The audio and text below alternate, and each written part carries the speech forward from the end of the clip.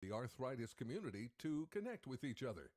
Donations support tools that help arthritis patients manage their pain, advocacy efforts for new laws that make healthcare more accessible, and research and science to discover better treatments and ultimately a cure. Thanks to this Arthritis Foundation event, people with arthritis can live a fuller life in less pain. Sign up today and connect with others at this family event. Register at walktocurearthritis.org and help rock the walk. Check out Beaver County's free online source for news, sports scores, and more. BeaverCountyRadio.com. You're listening to 95.7 FM, 99.3 FM, presented by St. Barnabas, in addition to 1230 WBVP Beaver Falls and 1460 WMBA Ambridge. News this hour from townhall.com. I'm Rich Thomason. A year has come and gone since President Biden's abrupt withdrawal of U.S. troops from Afghanistan unleashed chaos and ushered in the Taliban's return to power. On this anniversary of the withdrawal, House Republicans accused the president of knowingly misleading Americans about the pullout. The GOP lawmakers have issued a 100-page report to support their claims. A second U.S. congressional delegation has arrived on Taiwan. The visit comes on the heels of House Speaker Pelosi's trip to the self-governing island, a visit that enraged communist China, which is now extending its military drills near Taiwan. While economic concerns weigh heavily on the minds of people all across the globe, there's another issue that's rapidly moving front and center. Experts say it's the China threat. Nations have sought to balance promoting trade and investment with the world's second largest economy, with concerns about Beijing's military power. That is especially true after the Chinese military drills that followed House Speaker Nancy Pelosi's visit earlier this month to Taiwan. That shift has made China a target for vote-seeking politicians, as opinion polls show public sentiment in many democracies today turning solidly against the communist giant. Jason Walker reporting. Federal authorities have warned law enforcement agencies of an increase in threats following the search of former President Trump's home in Florida. The FBI and Homeland Security sending out a bulletin about an increase in threats to federal law enforcement personnel and other government officials. On Wall Street, stocks have turned mixed. Right now, the Dow is down 12 points, with the NASDAQ trading 9 points higher. The S&P 500 index 4 points in the red. More on these stories at townhall.com.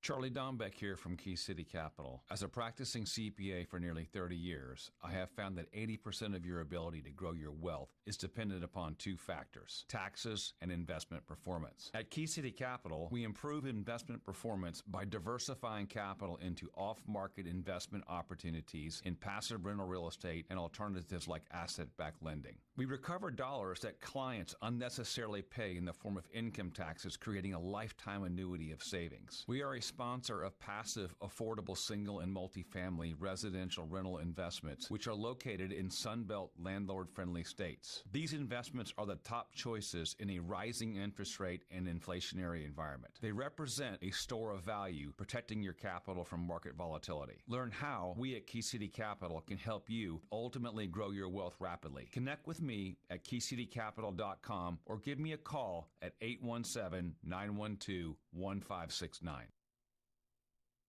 Gunfire and explosions have left at least 5 people dead, 15 others injured in a port city in Ecuador.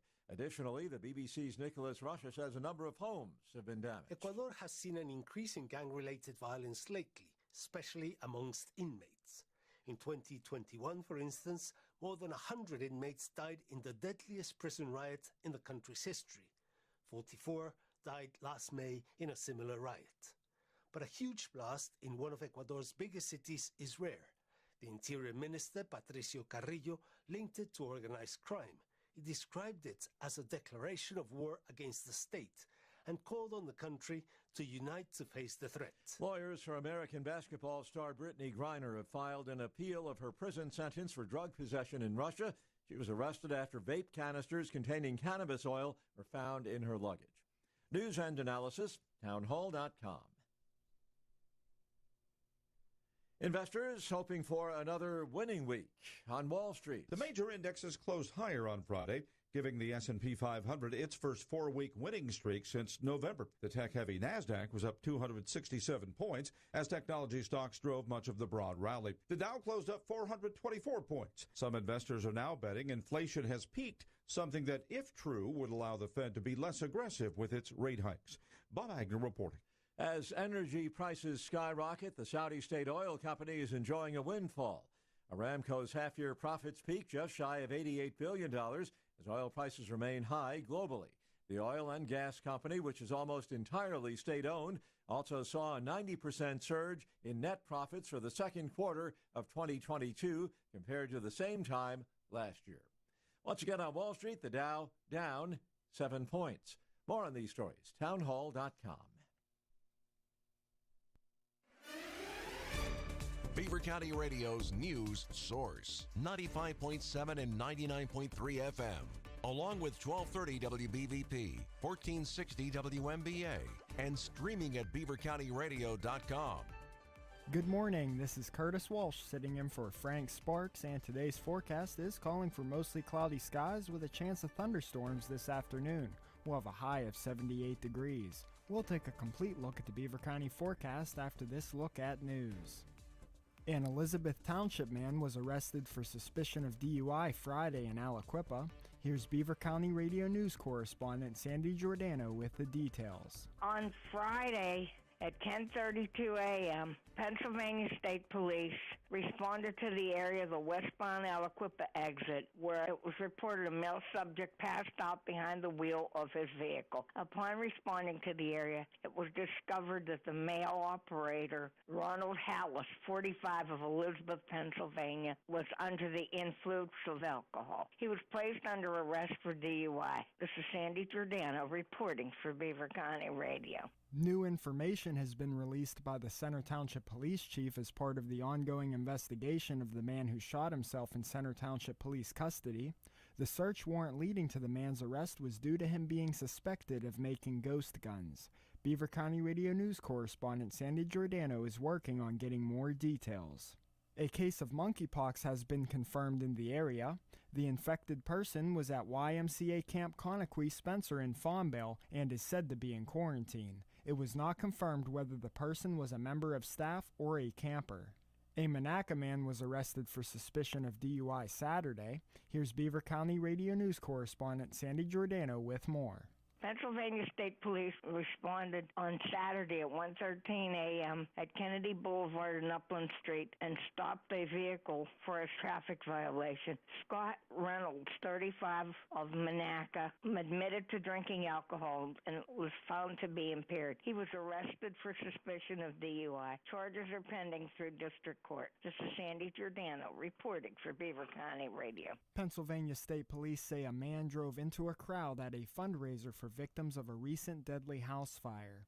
One person was killed and 17 others were injured Saturday. He then returned home and beat his mother to death. Police said 24-year-old Adrian Oswaldo Sura Reyes was arraigned early Sunday on 2 counts of criminal homicide. They alleged that he told them he was upset about an argument with his mother, saw the crowd in Berwick, and drove through it. Court documents don't list an attorney for him. State police say Sura Reyes is not currently a suspect in the fire, which killed 7 adults and 3 children. An annual 10-day music festival in eastern PA resumed Sunday after a reported shooting sent participants scrambling for safety just before the conclusion of Saturday night's concert. Bethlehem police converged on the area just before the Music Fest entertainment was to end for the night at 11 p.m. after people reported hearing a gunshot. There was no immediate word on whether anyone was injured. Police called it an isolated incident and said the festival was shut down for the safety of patrons. The city had authorized the festival to resume at noon Sunday. Here's the Beaver County forecast on 95.7 and 99.3 FM, along with 1230 WBVP, 1460 WMBA, and streaming at beavercountyradio.com. Mostly cloudy skies this morning with some scattered thunderstorms possible this afternoon. We'll have a high of 78 degrees. Tonight, we'll have mostly cloudy skies this evening with showers developing after midnight going down to a low of 62. Tomorrow, high of 80 with morning showers. That high of 80 sticks around Wednesday with partly cloudy skies. On Thursday, high of 81.